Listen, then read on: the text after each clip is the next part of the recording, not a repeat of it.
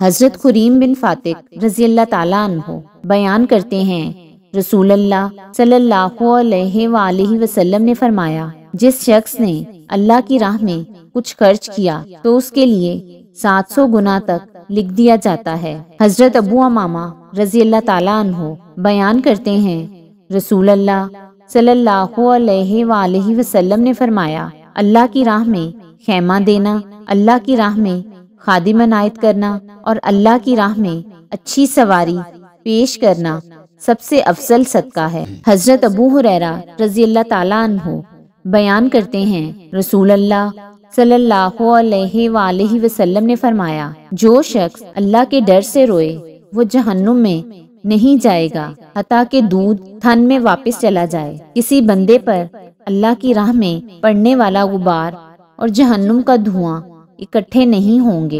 हजरत इब्ने अब्बास रज़ी अल्लाह ताला अन्हो बयान करते हैं, रसूल अल्लाह सल्लल्लाहु अलैहि वसल्लम ने फरमाया, दो आंखें हैं जिन्हें जहन्नुम की आग नहीं छुएगी।